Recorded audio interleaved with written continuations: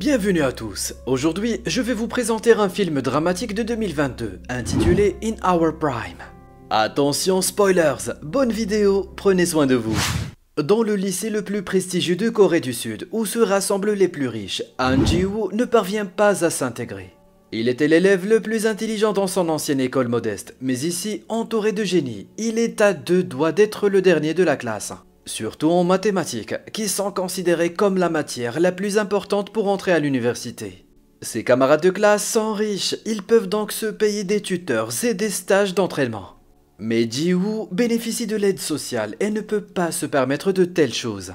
Son professeur de mathématiques, Monsieur Kim Gun-ho, lui rappelle que ses notes ne seront pas suffisantes pour entrer dans une université prestigieuse et demande à Ji-woo d'envisager un transfert. Une nuit, les colocataires de Ji-woo lui donnent de l'argent pour qu'il puisse sortir en douce et acheter des snacks et de l'alcool pour tout le monde.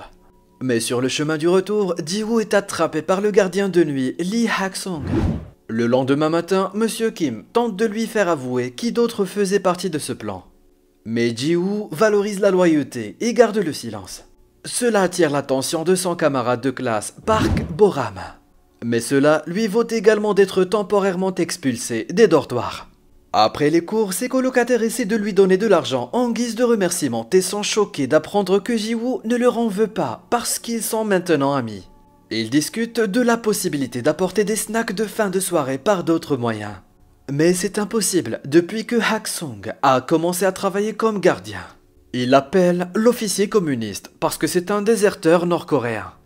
Plus tard, Hak-sung va voir son médecin qui lui dit que le fait de travailler comme gardien de nuit n'est pas bon pour sa santé et que le fait de dépendre des somnifères provoque un dérèglement de son biorhythme. Hak-sung lui rappelle que c'est le seul travail qu'il peut obtenir en tant que déserteur, donc à moins que le docteur puisse lui trouver un poste ailleurs. Il prendra les pilules. Ensuite, Hak-sung retourne dans son appartement isolé du reste du monde où il passe son temps à nourrir sa tortue, à boire du lait à la fraise et à faire des sudoku. Le jour suivant, Ji-woo est viré des dortoirs. Bo-ram le taquine en sortant, disant qu'elle pensait qu'il pouvait être plus qu'un loser. Mais il semble qu'elle avait tort. Quelques heures plus tard, Ji-woo est de retour dans l'appartement familial, qu'il nettoie avant que sa mère ne rentre du travail. C'est une veuve qui a toujours travaillé très dur pour l'élever, et elle est donc très fière de voir son fils porter un uniforme aussi important. N'ayant pas la foi de lui dire qu'il a besoin d'un endroit pour dormir, Ji-woo dit plutôt qu'il est seulement venu lui rendre visite et qu'il doit retourner à l'école avant qu'il ne soit trop tard. Il commence à pleuvoir sur le chemin du retour, alors Ji-woo essaie de se cacher dans le laboratoire abandonné de l'école. Mais il est trouvé par Hak-sung. Le gardien se sent mal quand il entend que Ji-woo n'a pas d'endroit où rester, alors il l'invite à retourner dans son bureau. Pendant que Ji-woo dort, Hak-sung trouve le devoir de maths très difficile que Ji-woo n'a pas pu finir. Dès que le soleil se lève, Hak-sung met Ji-woo à la porte. Le garçon se rend à son cours de mathématiques et est choqué de constater que ses devoirs ont été faits par Hak-sung. Et en plus, toutes les réponses sont correctes. Bo-ram le remarque et veut que Ji-woo se dénonce au professeur, mais il lui demande de se taire. Après le cours, Ji-woo va remercier Hak-sung pour son aide et lui demande de lui apprendre à le faire. Mais Hak-sung le met à nouveau à l'appart. Plus tard, dans la salle d'études, Ji-woo entend dire que même les tuteurs privés de ses camarades de classe ont des difficultés avec certains de ses problèmes de mathématiques, ce qui indique à quel point Hak-sung est spécial. Ji-woo commence à le suivre partout, le suppliant de lui donner des cours, mais Hak-sung ne lui prête pas attention. Un après-midi, alors qu'il sort les poubelles, Hak-sung entend les professeurs parler des élèves qui ont des parents négligents et de leur complexe d'infériorité. Et Monsieur Kim inclut Ji-woo dans la liste. Lorsque Ji-woo l'approche pour lui demander un nouveau tutorat, Hak-sung lui dit qu'il vaut mieux être transféré et que l'apitoiement sur soi n'est pas un badge à porter, car il vous fait faire une fixation sur la tragédie. Ji-woo explique à quel point cela le met en colère que les autres puissent avoir des opportunités qu'il ne peut pas avoir. Alors, Hak-sung cède et accepte de lui donner des cours particuliers. Il demande seulement à Ji-woo de le payer avec du lait à la fraise. Le lendemain matin, Hak-sung rend visite à son ami Han Ji-cheol, qui l'a aidé à venir en Corée du Sud, car il travaille comme responsable du soutien aux réfugiés nord-coréens à Séoul. Ensemble, ils jouent à des jeux de société et discutent de la vie, et lorsque Ji-cheol offre à Hak-sung les lampes dont il a besoin, Hak-sung insiste pour les payer car il n'est pas venu dans ce pays pour de la charité. À la nuit tombée, Haksong place les lampes à l'intérieur du laboratoire abandonné pour pouvoir y enseigner à Ji-woo en secret. Il y a 3 règles que Ji-woo doit suivre. 1. Personne ne doit être au courant de ses cours. 2. Pas de questions qui n'ont pas de rapport avec les maths. Et 3. Haksong enseignera les maths, mais il ne veut pas entendre parler de notes ou de tests. Après que Ji-woo ait promis de suivre toutes les règles, Haksong lui donne le premier exercice, trouver l'aire d'un triangle. Ji-woo le résout rapidement en faisant remarquer que c'est un problème de collège. Mais Haksong lui dit qu'il a tort en dessinant un cercle complet autour du triangle. Se sentant piégé, Ji-woo pense que c'est injuste parce que Haksong lui a posé la mauvaise question. Mais Haksong veut lui faire comprendre qu'il aborde la résolution de problèmes de la mauvaise façon. Oui, trouver la réponse est important, mais comprendre la question c'est encore plus important. Les maths, c'est le processus qui permet de trouver une solution. Lorsque Ji-woo montre qu'il comprend le concept, Haksong l'appelle Epsilon. Et a un flashback de l'époque où, plus jeune, lui et un ami ont reçu un beau stylo, comme récompense pour leur réussite scolaire. Epsilon signifie petit et insignifiant, voire trivial. Après la fin du cours, comme Ji-woo n'a toujours pas d'endroit où aller, Haksong l'autorise à rester avec lui. Ji-woo découvre que Haksong aime écouter de la musique classique sur un vieux lecteur de cassettes. Alors, ils discutent de compositeurs classiques pendant un moment, ce qui aide Haksong à éviter les questions de Ji-woo sur son passé. La cassette est usée et la qualité de son est mauvaise, alors Ji-woo joue les chansons sur son téléphone, dont la qualité fascine Haksong et l'aide à dormir profondément pour la première fois depuis des lustres. D'ailleurs, il reste au lit jusqu'à tard le lendemain matin, et quand il se réveille, Ji-woo est déjà parti en cours. Monsieur Kim a une nouvelle importante pour ses élèves de mathématiques. Au lieu d'avoir des examens finaux, sa classe participera au prestigieux concours de mathématiques Pythagore, qui sera maintenant l'examen. Les adolescents ne sont pas heureux de cette décision, puisqu'ils n'ont que 2 mois pour s'entraîner. Mais Monsieur Kim attend d'eux qu'ils gagnent tous la médaille d'or. Ji-woo continue de voir Haksong tous les jours pour les cours de mathématiques, et Bomram commence à remarquer la fréquence à laquelle Ji-woo achète du lait à la fraise. Presque comme s'il était accro. Un soir, il y a un exercice particulièrement difficile dont Ji-woo doit connaître la technique pour le résoudre. Mais Haksong lui explique qu'il s'attend à ce qu'il le fasse manuellement. 3 heures plus tard, Ji-woo parvient à le résoudre et Haksong lui montre quelque chose de spécial. Le célèbre mathématicien Bernhard Riemann a calculé à la main 38 décimales de la racine carrée de 2 pour se familiariser avec le processus de résolution, ce qu'il est impossible de faire en mémorisant simplement une formule. C'est très utile pour mieux comprendre les mathématiques. Haksong refuse de dire à Ji-woo si sa réponse est bonne ou mauvaise, car son devoir sera de la découvrir lui-même. C'est le travail d'un mathématicien. Au fil des semaines, Ji-woo améliore ses compétences en mathématiques de plus en plus chaque jour. Un après-midi, il reçoit une nouvelle dévastatrice. Un ami proche et camarade de promotion retourne dans son ancienne école, admettant que venir ici n'en valait pas la peine.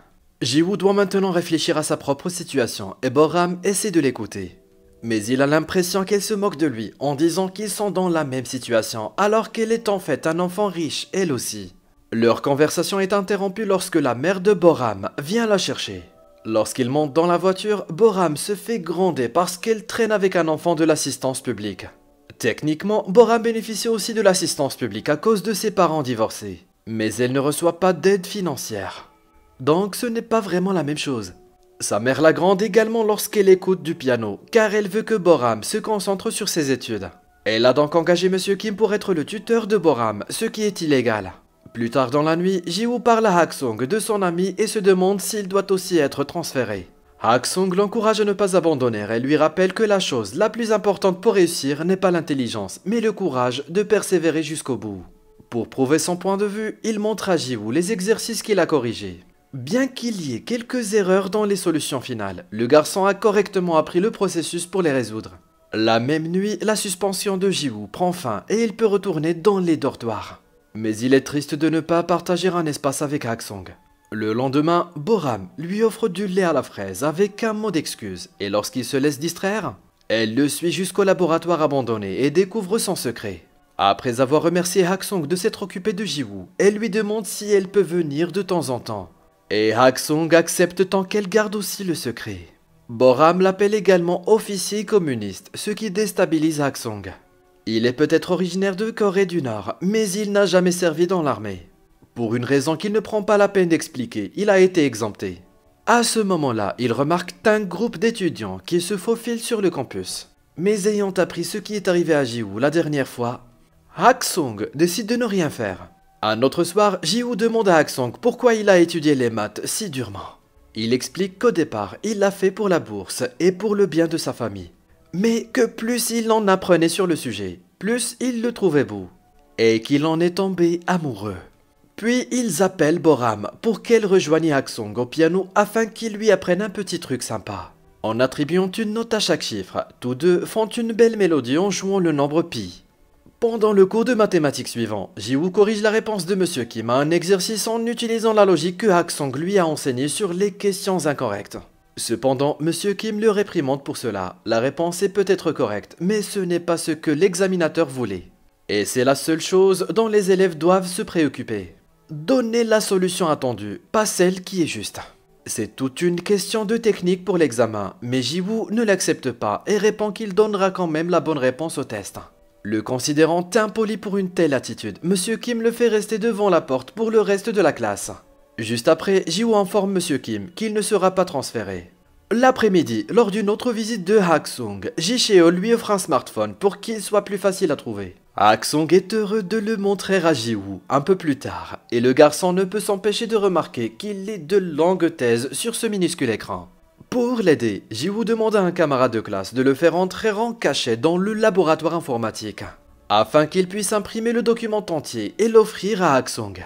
Le lendemain, c'est le test de Pythagore. Ji-woo se débrouille merveilleusement bien grâce aux leçons de Hak-sung. Et même si Boram commence assez bien en se souvenant de la musique, elle est vite frustrée. Elle prend la pression et finit par quitter la classe sans avoir terminé l'examen. Sa mère la fait rester à la maison pour éviter la honte et monte à l'école en disant qu'ils vont partir en voyage. Elle ignore tous les messages de Ji-woo quand il essaie de la contacter. Le soir, Ji-woo et Hak-sung se rendent à un concert classique pour lequel Boram leur a obtenu des billets gratuits car l'entreprise de sa famille le sponsorise. Boram ne vient pas au concert. Hak-sung apprécie tellement le fait d'y être qu'il en est ému aux larmes. Ensuite, Hak-sung invite Ji-woo à dîner chez lui, ce qui fait réaliser à Ji-woo que c'est la première fois qu'il voit Hak-sung manger. La même nuit, quelqu'un divulgue le test de Pythagore sur internet, causant des problèmes aux enseignants qui doivent maintenant trouver l'élève qui l'a fait s'ils ne veulent pas que le conseil d'éducation les renvoie. Pendant ce temps, Ji-woo et Hak-sung vont dans une librairie pour faire quelques achats. Et un inconnu reconnaît Hak-sung. Cet homme vient également de Corée du Nord et appelle Hak-sung docteur, se souvenant de l'époque où Hak-sung donnait des cours à l'université qu'il fréquentait. L'homme appelle également Hak-sung le célèbre génie des mathématiques et pense que Ji-woo est son fils, ce qui le met dans une situation délicate. Hak-sung remercie l'homme pour les souvenirs et s'empresse de quitter le magasin, refusant de répondre aux questions de Ji-woo. Lorsqu'il rentre chez lui, Hak-sung se souvient des bons moments qu'il passait avec son fils, Lee Tae-yoon. Ils dînaient souvent ensemble, ils avaient une tortue et Tae-yoon adorait le lait à la fraise. Le lendemain, une nouvelle importante apparaît à la télévision, l'hypothèse de Riemann, l'un des problèmes mathématiques les plus importants, est sur le point d'être résolue par un célèbre nord-coréen appelé Lee Hak-sung. Mais elle est encore en cours d'examen par un conseil d'experts. Le professeur Oh raconte à la télévision comment il a participé à une olympiade de mathématiques quand il était enfant et quand il a rencontré Hak-sung, qui représentait le Nord tandis que Oh représentait le Sud. Un célèbre mathématicien leur a offert un stylo de luxe qu'Oh a toujours en sa possession. Ji-cheol et Ji-woo voient tous deux la nouvelle et c'est Ji-woo qui trouve Hak-sung en premier pour lui demander ce qu'il en est. Cependant, Hak-sung se met en colère et lui demande de ne plus jamais mentionner l'hypothèse de Riemann. Pendant ce temps, Monsieur Kim a des difficultés avec l'incident du test de Pythagore, car sa réputation est en jeu. Mais lorsqu'un collègue examine les bandes de sécurité après qu'un étudiant a transmis des rumeurs, il trouve son salut. Le jour suivant, Monsieur Kim appelle Ji-woo pour lui montrer l'enregistrement où il se faufile lors du laboratoire informatique, avec quelques feuilles imprimées dans les mains. Ji-woo essaie d'expliquer que ce n'est pas lié, mais il n'a aucun moyen de le prouver. Entre les preuves enregistrées et le fait qu'il est devenu magiquement meilleur en maths en quelques mois, personne ne le croira, alors Monsieur Kim lui propose un marché. S'il accepte d'être transféré, il ne rendra pas sa faute publique. Malheureusement, les rumeurs selon lesquelles Ji-woo aurait fuité le test parviennent tout de même aux oreilles de tous. Et Boram s'en inquiète car elle connaît la vérité.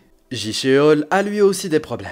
La Corée du Nord est furieuse que le Sud s'empare des réalisations de Hak-song. D'autant plus que ces découvertes sont liées au cryptage militaire. Le NIS veut donc que Ji Cheol convainque Hak-song d'apparaître à la télévision pour clarifier les choses. Le nom de Hak-song fait désormais la une des journaux, et un ancien collègue lui rend même visite pour le convaincre de retourner ensemble dans le Nord. Cependant, il se met les pieds dans les plats lorsqu'il admet avoir posé la question parce que ramener Hak-song lui vaudrait aussi le pardon. Et il ne parvient qu'à le mettre en colère en évoquant ce qui est arrivé à son fils. Ji Cheol rend visite à Hak-song pour s'excuser de ne pas avoir été capable de garder le NIS hors de son dos. Mais Hak-song est toujours reconnaissant pour toutes ces années de protection. Alors que Hak-song fait ses bagages pour quitter la ville, Ji Cheol lui rend le document contenant ses recherches. Que Hak-song a essayé de jeter il y a des années et que Ji Cheol a sauvé parce qu'il était trop précieux pour être jeté. À ce moment-là, Ji-woo arrive aussi, mais il décide de rester dehors quand il entend des cris. Hak-song est en colère car ce sont ses recherches qui lui ont coûté la vie de son fils. Il refuse donc de les diffuser à la télévision. Après le départ de Ji Cheol, Ji-woo essaie de parler à Hak-song. Mais le vieil homme ne fait que s'en prendre à lui, refusant d'accepter qu'il devienne plus proche que tuteur et élève. Par la suite, Ji-woo reçoit un appel de Boram, bouleversé, qui ne comprend pas pourquoi il les laisse le piéger comme ça. Mais il lui dit simplement que c'est fini et raccroche. Pendant ce temps, Hak-song arrive à la gare routière et lorsqu'il pense avoir vu le visage de son fils sur un inconnu, il commence à se souvenir de la nuit où Tae-yoon est mort. Après s'être à nouveau battu pour avoir défendu d'autres déserteurs, Tae-yoon a commencé à se disputer avec son père, l'accusant d'avoir fui vers le sud pour des raisons égoïstes, car il ne l'a pas fait lorsque sa mère était malade de la tuberculose. Hak-song insiste sur le fait qu'il l'a fait pour donner à son fils une meilleure vie. Mais Tae-yoon fait remarquer que faire des petits boulots et être traité comme de la merde est loin d'être une meilleure vie pour un étudiant. Après avoir souhaité que son père profite de sa vie avec pour seule compagnie les mathématiques, Tae-yoon s'est enfui et a tenté de retourner au nord à la nage. Mais il a été abattu à vue par la patrouille frontalière. Quant à Ji-woo, il se faufile dans sa maison pour utiliser le tampon de sa mère sur les papiers de transfert pendant qu'elle dort.